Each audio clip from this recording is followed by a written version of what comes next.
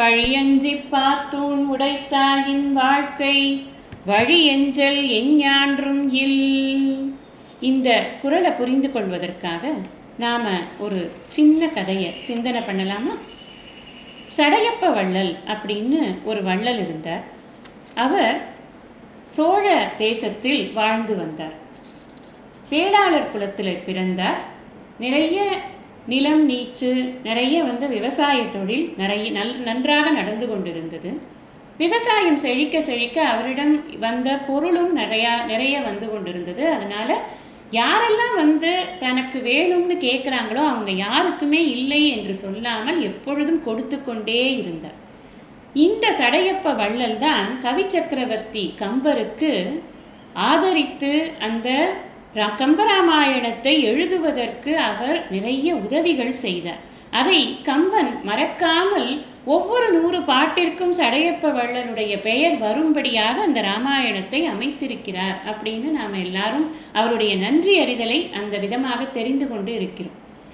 இந்த இல்லறத்தை நடத்தி கொண்டு இருக்கக்கூடியவர்கள் நம்ம முதல்ல பார்த்தது மாதிரி இயல்புடைய மூவர்க்கும் அப்படின்னு சொன்ன பிரம்மச்சாரி, வானப்பிரஸ்தன், அதுக்கப்புறம் சந்நியாசி, இவர்கள் அதுபோக துறந்தார், துவ்வாதவர், இறந்தார். அது மட்டும் இல்லாமல் தென்புலத்தார், தெய்வம், விருந்து, ஒக்கல், தான், இப்படி இத்தனை பேருக்கும் சேர்த்துத்தான் அவன் சம்பாதிக்கிறான்.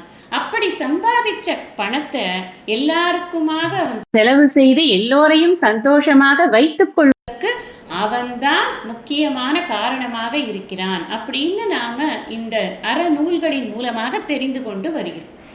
அடையாத நெடுங்கதவும் அஞ்சேல் என்ற சொல்லும் உடையான் சடையப்பன் அப்படின்னு அவருக்கு ஒரு பெயர் இருக்கான். இந்த முடிசூட்டு படலம் அப்படிங்கிற அந்த படலத்தில் அழகாக கம்பர் குறிப்பிடுவார். அரியணை அனுமன் தாங்க அங்கதன் உடைவாள் ஏந்த பரதன் வெண்குடை கவிக்க மற்றிருவரும் கவரி வீச விரை செறி குழலி ஒங்க வெண்ணையூர் சடையன் தங்கள் மரபுளோர் கொடுக்க வாங்கி வசிஷ்டனே புனைந்தான் மௌலி அப்படின்னு. ராமனுக்கு முடிசூட்டினர் யாரு அப்படின்னா இந்த சடையப்ப வள்ளலுடைய பரம்பரையில் வந்த யாரோ ஒருத்தர் கொடுத்துத்தான் அந்த முடியானது சூட்டப்பட்டது அப்படின்னு அவ்வளவு நன்றி அறிதலை அவர் காட்டுகிறார். அப்ப எவ்வளவு உதவி செஞ்சிருக்கணும். இதுதான் இல்லறத்தானின் சிறந்த கடமை அப்படின்னு நாம எல்லாரும் புரிஞ்சுக்கணும்.